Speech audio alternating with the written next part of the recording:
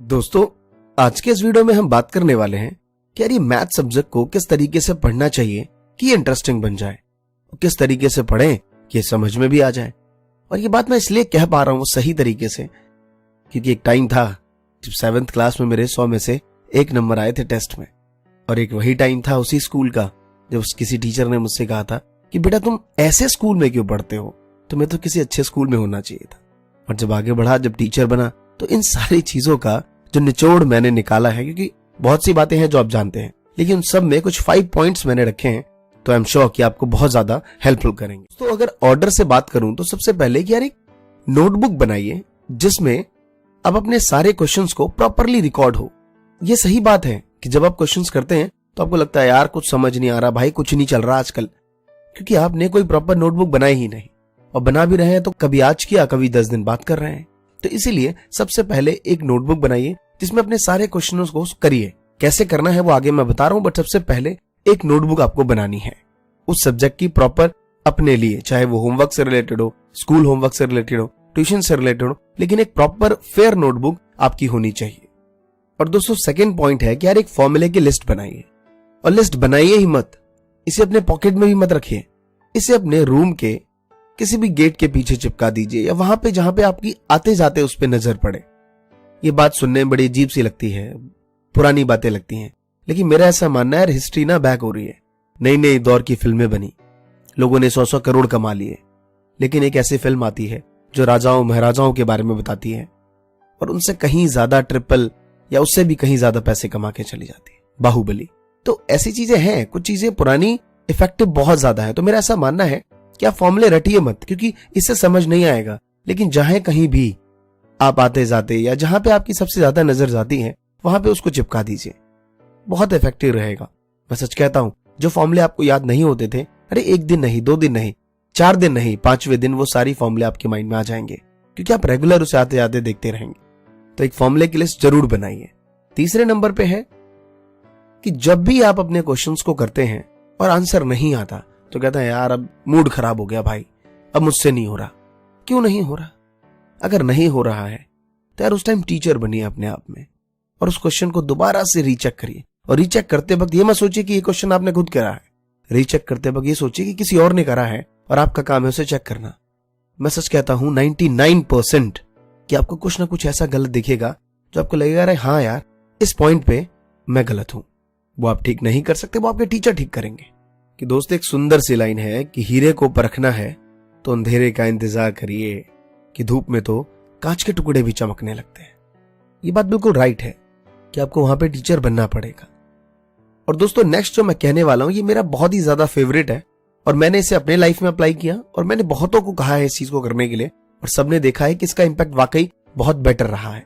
Better भी नहीं, best रहा है। सिंपल सी सीधी बात मैं ये कहना चाहूंगा कि जब कोई क्वेश्चन आप पढ़ते हैं तो प्रॉब्लम पता है क्या होती है, हम ना उस क्वेश्चन को सोचते हैं कि कंप्लीट अपने माइंड में पूरी तरीके से कर लूं। एक भी लाइन समझ नहीं आ रही तो क्यों नहीं आ रहा, कैसे नहीं होगा, अरे यार समझ क्यों नहीं आ रहा है वाला पॉइंट, नहीं, स्टार्ट तो करिए। अगर नहीं आ रहा है वो पॉइंट कोई बात नहीं, लेकिन क्वेश्चन को स्टार्ट तो करिए। 99% चांसेस होते हैं कि जब आप क्वेश्चन को प्रॉपर स्टार्ट कर देते हैं और वहां तक आते हैं तो वो बातें समझ आ जाएंगी। तो जहां पे 99% चांसेस हो वहां पे इतना बड़ा रिस्क क्यों लें, इतना दिमाग क्यों खपाएं कि क्यों क्या है ये पॉइंट, क्यों नहीं समझ आ रहा ये सिंगल लाइन। इसकी वजह स्टार्ट तो करिए। तो मैं एक ही मंत्र रखता हूं कि जब कोई चीज बीच में समझ ना आए कोई बात नहीं, शुरुआत करिए, कुछ ना कुछ चेंज होगा, सिवाय ना करने की। मुझे वो स्टोरी बिल्कुल सही याद आती है जब एक राजा ने किसी 2 लोगों को फांसी दी तो उससे पूछा गया कि बताओ तुम्हारी आखिरी ख्वाहिश क्या है। तो एक ने कहा कि अब क्या मेरी आखिरी ख्वाहिश, मुझे मौत ही दे दीजिए। दूसरे ने कहा कि मुझे 1 साल तक और जिंदा रहना है।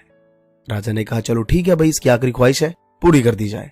तो दूसरे ने कहा कि यार तू अपनी मौत से क्यों जूझ रहा है, और 1 साल तक तो जिंदगी भर रोता रहेगा कि 1 साल बाद तेरी मौत हो जाएगी, ये लोग तुझे मार देंगे, ये डिप्रेशन तेरे लिए मौत से बेहतर होगा। तो पता है उसने क्या कहा, उसने कहा क्या पता 1 साल के बीच में राजा ही ना रहे, या फिर क्या पता मैं किसी और बीमारी की वजह से 1 साल पहले ही मर जाऊं, या फिर क्या पता कुछ ऐसा हो जाए जिससे राजा का मूड बदल जाए। तो चीजें हैं, शुरुआत करिए, मेरा ऐसा हमेशा मानना है। और लास्ट में सबसे मूल मंत्र जो बहुत फेमस है और हम इसे बिल्कुल ही इग्नोर करके रखते हैं कि रेगुलर प्रैक्टिस, 30 मिनट ही दो, लेकिन दो तो सही। हमारी प्रॉब्लम यह है कि जब तक हम 1 घंटा नहीं देंगे तब तक देंगे ही नहीं। अरे 30 मिनट ही सही, उसे दीजिए तो सही। रेगुलर 30 मिनट्स 40 मिनट्स अगर आप देंगे, रेगुलर का ये भी मतलब नहीं होता कि आप रोज पढ़िए, हफ्ते के 7 दिन नहीं, हफ्ते के 4 दिन पढ़िए मैथ्स को, लेकिन 4 दिन दीजिए। ये बहुत ही इफेक्टिव रहता है। और किसी ने क्या खूब कहा है कि चलता रहूंगा, चलने में माहिर बन जाऊंगा, या तो मंजिल मिलेगी नहीं तो अच्छा राही बन जाऊंगा। तो ये राइट है कि रेगुलर प्रैक्टिस बहुत ज्यादा इफेक्टिव रहती है। तो दोस्तों ये थी बातें, और आई एम श्योर आपको ये सारे फॉलो करेंगे तो यार बहुत इफेक्टिव रहती हैं। आप अप्लाई करके तो देखिए। ये सारी बातें मैं फील करता हूं वो मैंने आपसे शेयर की है, क्योंकि मेरे दिन का सोने के अलावा सारा टाइम इसी चीज में गुजरता है। स्टूडेंट के सवाल, सर समझ नहीं आ रहा कैसे पढूं, यही चीजों में गुजर रहा होता है दिन भर। कोई और काम नहीं करता मैं, तो मुझे मालूम है कि क्या प्रॉब्लम। बिस्मिल्लाहिर्रहमानिर्रहीम। अस्सलाम वालेकुम dear students, welcome back to my YouTube channel bright future with mathematics. तो ये जो है मेरा आज का पहला लेक्चर है ऑन MTS 321। ये इसका कोर्स कोड है और कोर्स टाइटल है अलजेब्रा 1 या इंट्रोडक्शन टू अलजेब्रा। तो इसका जो फर्स्ट लेक्चर है वो मैं उसका आज का जो टॉपिक है, टॉपिक ऑफ द डे है हमारा, वो है डेरिवेटिव एज ए फंक्शन। हमारा आज का टॉपिक है डेरिवेटिव एज ए फंक्शन। तो सबसे पहले जो है मैं इसकी डेरिवेटिव की डेफिनेशन करना चाह रहा हूँ कि डेरिवेटिव है क्या, हम उसकी डिफाइन किस तरह कर सकते हैं। तो उसकी डेफिनेशन है, डेफिनेशन लिख रहा हूँ यहाँ पे,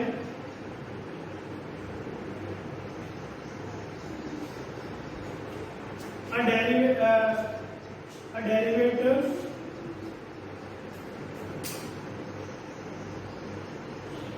of a function f of x with respect to variable x। यहाँ पे जो वेरिएबल है वो x है, तो with respect to the variable x is a function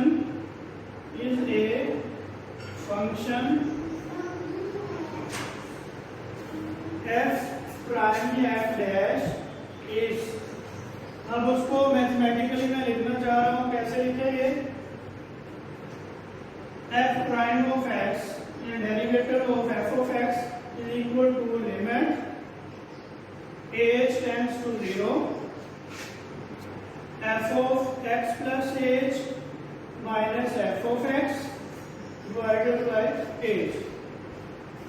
यानी कि कोई भी फंक्शन गिवन है उसका जो हमने डेरिवेटिव फाइंड करना है वो इस डेफिनेशन को अप्लाई करके हम फाइंड आउट कर सकते हैं। तो यहाँ पे मैं प्रोवाइडेड लिमिट, यहाँ पे जो लिमिट है वो एग्जिस्ट करनी चाहिए। प्रोवाइडेड लिमिट एग्जिस्ट, तो जो लिमिट है वो एग्जिस्ट करनी चाहिए। अब इसमें फंक्शन का बार बार जिक्र आ रहा है। वो बात स्टूडेंट्स को जब हम क्लासेस ले रहे थे रेगुलर, तो कुछ बच्चों ने पूछा था कि फंक्शन एक्चुअली होता क्या है। तो यहाँ पे मैं फंक्शन को डिफाइन कर रहा हूँ कि फंक्शन में बार बार यूज कर रहे हैं, एक्चुअली फंक्शन है क्या चीज़। तो फंक्शन जो है वो एक टेक्निक है, एक रूल है, जिससे हम एक इनपुट गिवन होगी उसमें एक और आउटपुट होगी, हमने फाइंड आउट कैसे करना है। तो ये मैं इसको डिफाइन करना चाह रहा हूँ फंक्शन को। फंक्शन क्या चीज है, इसकी डेफिनेशन कर रहा हूँ। तो function is the rule which relates the value of one. A function is a rule which relates the value of one variable quantity to a value of another variable quantity. A function is a rule which relates the value of one variable quantity to the value of another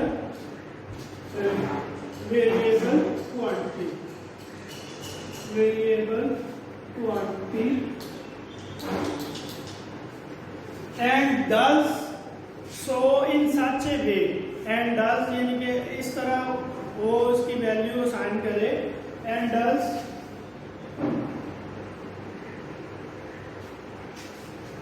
so in such a way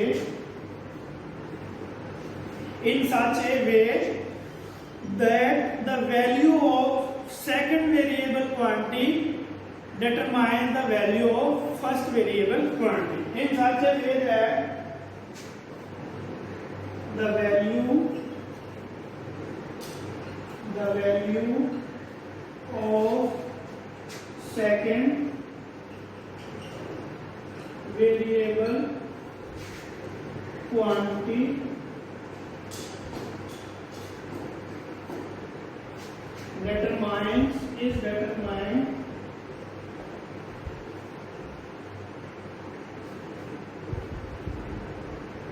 is determined by the value of first variable quantity.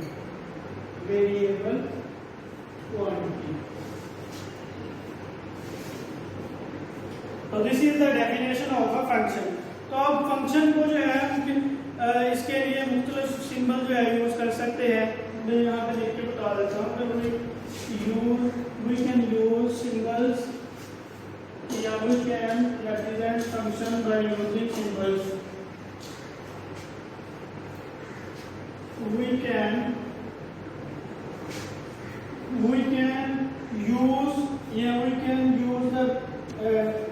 we can name the function by using the symbol। इस तरह आप इसको लिख सकते हैं।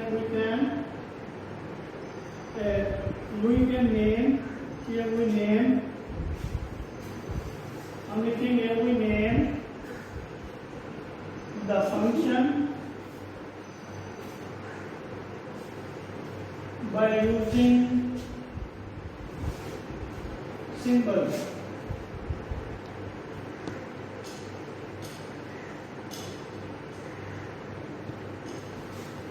We name the function by using symbol। हम function को name देने के लिए कौन से सिंबल यूज कर सकते हैं? f है, g है और h है, etc। तो हम किसी भी फंक्शन को नाम देने के लिए जो सिंबल यूज करते हैं मोस्टली जो है f, a, f, g और h है। और अब जो है यहाँ पे मैंने वेरिएबल क्वांटिटी का जिक्र किया है, तो उन वेरिएबल क्वांटिटी को हम नेम दे सकते हैं। We name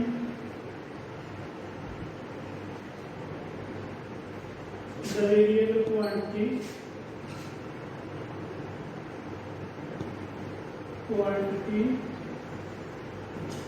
by using symbols।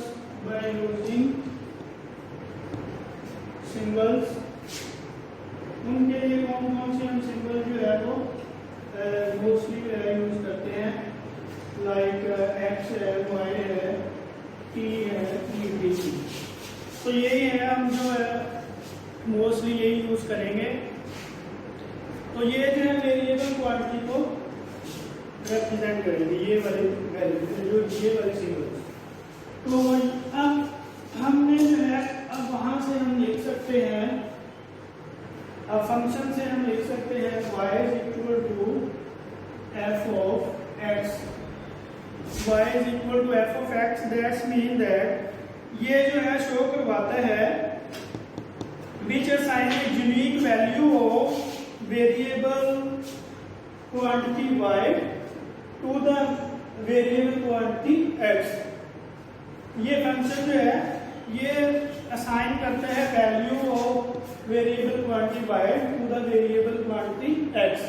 हम दूसरे लफ्जों में इसको हम कह सकते हैं, y को कह सकते हैं कि ये डिपेंडेंट है और x को हम कह सकते हैं इंडिपेंडेंट।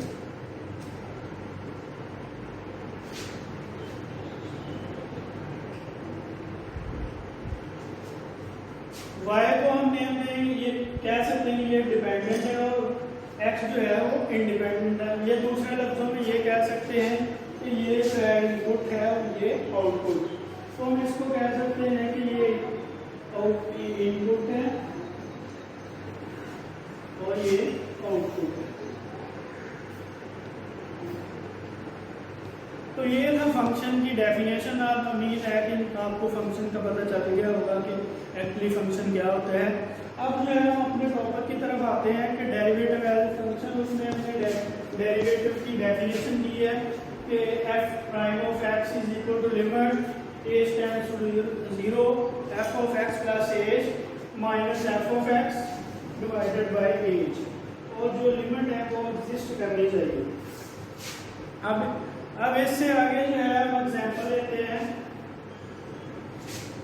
और डेफिनेशन से प्रूव करते हैं कि उसका डेरिवेटिव क्या होता है। तो हमारे पास एग्जांपल है इसकी।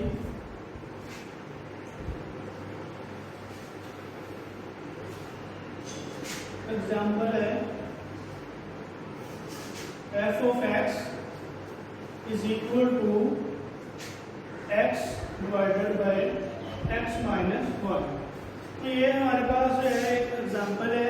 अब हमें इस फंक्शन गिवन है, हमने फंक्शन को क्या करना है, बाय डेफिनेशन जो है इसका डेरिवेटिव फाइंड आउट करना है। तो एक साइड पे मैं इसकी डेफिनेशन लिख देता हूँ ताकि आपने जब भी क्वेश्चन सॉल्व करना है तो आपके माइंड में ये होना चाहिए कि हमने फाइंड आउट क्या करना है, हम कहाँ से किधर को जा रहे हैं। तो यहाँ पे मैं इसकी डेफिनेशन जो है लिख देता हूँ साइड पे। Limit h tends to 0 f of x plus h minus f of x divided by h। यहाँ पे एक फंक्शन चाहिए, फिर उसमें जो है हमने एक कांस्टेंट को ऐड करना है। ये दो स्टेप हो गए, फिर हमने इसकी लिमिट जो है उसको अप्लाई करना है। तो 3 स्टेप में जो है हम किसी भी फंक्शन का जो है डेरिवेटिव फाइंड आउट कर सकते हैं। 3 या 4 स्टेप के हैं। अब ये जो है गिवन है एग्जांपल।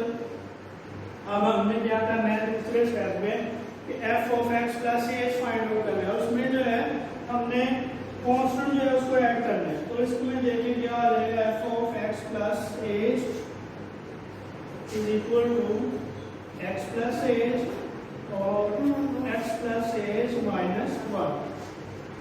एक्चुअली हमने क्या किया है कि x प्लस h जो भी x है उसको रिप्लेस कर दिया x प्लस h से। इसमें जो x गिवन है वेरिएबल इसको हमने रिप्लेस कर दिया x प्लस h से। तो ये फर्स्ट स्टेप कंप्लीट है। अब सेकंड स्टेप में क्या करना है कि डेफिनेशन को अप्लाई करना है। तो यहाँ पे f of f prime of x is equal to limit h tends to 0 और f of x plus a जो है ये वाली वैल्यू जो है हम यूज करेंगे और f ऑफ x की डेफिनेशन जो है हमारी क्लियर है। अब फंक्शन की डेफिनेशन के बाद हम अपने टॉपिक की तरफ वापस आते हैं कि डेरिवेटिव एज ए फंक्शन। हमने उसमें फंक्शन की डेरिवेटिव की जो डेफिनेशन की है वो है एक साइड मैं उसकी डेफिनेशन लिख देता हूँ ताकि जो है हमने कोई भी क्वेश्चन है, कोई फंक्शन है, उसका डेरिवेटिव फाइंड आउट करना हो तो हमारे जहन में जो है उसकी डेफिनेशन होनी चाहिए। तो एक तरफ जो है मैं इसकी डेफिनेशन लिख देता हूँ, f prime of x is equal to limit h tends to 0 f of x plus h minus f of x divided by h। तो ये जो है हमने स्टार्टिंग पे जो डेफिनेशन की है डेरिवेटिव की, अब हमने इसको अप्लाई करना है। हमारे पास एग्जांपल है f of x is equal to x divided by x minus 1। तो ये हमारे पास एक फंक्शन गिवन है, वो क्वेश्चन हो सकता है कि इसका जो है डेरिवेटिव फाइंड आउट करें, या लिखा होगा डिफरेंशिएट, तो हमने इस फंक्शन का डेरिवेटिव कैसे फाइंड करना है, इसको डिफरेंशिएट कैसे करना है। तो ये डेफिनेशन है, इसको माइंड में रखते हुए साइड पे लिख लें ताकि हमें यूज जो है करना है इसको। तो फंक्शन गिवन है, यानी कि इसमें ए जो है ये वाली वैल्यू तो ऑलरेडी गिवन है। अब हमें क्या चाहिए कि एक ऐसा फंक्शन बनाना है जिसमें हमने एक कांस्टेंट जो एज है उसको ऐड करना है। तो हमने f of x plus h, उसमें जहाँ पे एक्स है उसमें एज जो है वो ऐड कर दिया, एक्स प्लस एज माइनस 1, ये वाली फॉर्म बन जाएगी। दैट्स मीन दैट हमने x को रिप्लेस किया है x प्लस एज से, ताकि हमारे पास जो वो वाली रिक्वायर्ड वैल्यू है वो बन जाए। तो ये वाली अब दो वैल्यू जो है हमें चाहिए थी वो बन गई है। अब हमने डेफिनेशन में जस्ट अप्लाई करनी है। तो डेफिनेशन में अप्लाई करें, f prime of x is equal to limit h tends to 0 x plus h divided by x plus h minus 1, और दरम्यान में क्या है, डेफिनेशन में माइनस है, एफ ऑफ एक्स है ये वाली value x plus x minus 1। अब डिवाइड करेंगे h से। तो डेफिनेशन को अप्लाई करने के बाद ये वाली फॉर्म बन जाएगी। इसको थोड़ा सा सिंप्लीफाई करें। अब नेक्स्ट जो है आंसर आ जाए आगे कि f of x, f prime of x is equal to limit h tends to 0, ये वाली फॉर्म बन जाएगी x plus h divided by x plus h minus 1 minus x divided by x minus 1 divided by h. तो इसको simplify करने का तरीका ये है कि मैं इसको डिफरेंट मेथड हम यूज कर सकते हैं। इसको एज को जो है शुरू में लेके जा रहा हूँ तो हमारे पास फॉर्म बन जाएगी limit h tends to 0 1 over h. अब ये वाली फॉर्म बन जाएगी x plus h divided by x plus h minus 1 minus x over x minus 1। तो हमने बेसिक मैथमेटिक्स में, अंडर मैट्रिक में या मिडिल तक जो है हमने जो सीखा है कि अगर कोई सी भी दो टर्म्स हैं उनके दरमियान प्लस माइनस है तो हम क्या करते हैं, उसका एलसीएम फाइंड आउट करते हैं। तो ये बिल्कुल उसी तरह है लेकिन ये वेरिएबल में है, कांस्टेंट में है, तो हमने क्या वही मेथड यूज करना है कि दो टर्म हैं उनके दरमियान एक माइनस है तो हमने इसका एलसीएम फाइंड आउट करना है। तो एलसीएम फाइंड आउट करेंगे तो ये वाली फॉर्म बन जाएगी limit h tends to 0 1 over h. अब दोनों का एलसीएम लेंगे तो क्या बन जाएगा, x plus h minus 1 into x minus 1।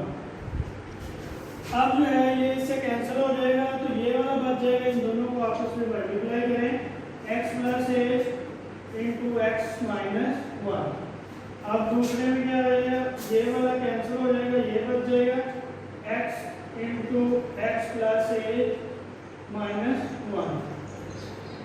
तो ये वाली फॉर्म बन जाएगी हमारे पास। तो अब हमने करना क्या है कि इसको थोड़ा सा और सिंप्लीफाई करें। इसको सिंप्लीफाई करने के बाद यहाँ पे लिख देता हूँ मैं,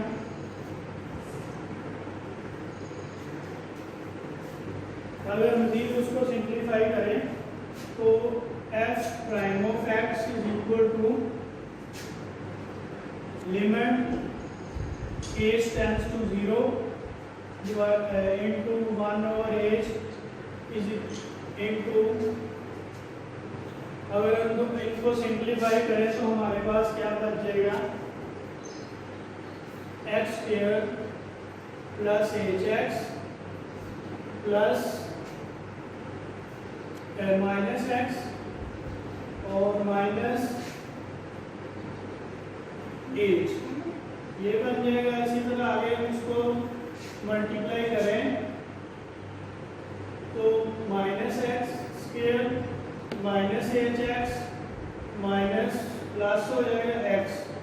तो इनको जब सिंप्लीफाई करें तो ये इससे डिवाइड उसी से डिवाइड कर दें, x plus h minus one into x minus one. तो ये इससे कैंसिल, ये इससे कैंसिल, तो क्या बन जाएगा हमारे पास limit h tends to 0 1 over h इनको आ जाएगा हमारे पास minus h over x plus h minus one into x minus one. अब ये एक्स जो है एज जो है ये दोनों आपस में कैंसिल हो जाएंगे, तो क्या बच जाएगा एंड पे limit h tends to 0 minus one over x plus h minus one into x minus one. ये वाली फॉर्म बन जाएगी। अब हमने लास्ट पे क्या करना है कि इसकी लिमिट को अप्लाई करना है और जो हमारा आंसर होगा वो उसका डेरिवेटिव होगा गिवन फंक्शन का। तो अब लिमिट को अप्लाई करें 1 ओवर, जहाँ पे एज है वहाँ पे हमने 0 लगाना है। H tends to 0 mean that जहाँ पे भी एज होगा वहाँ पे 0 आ जाएगा।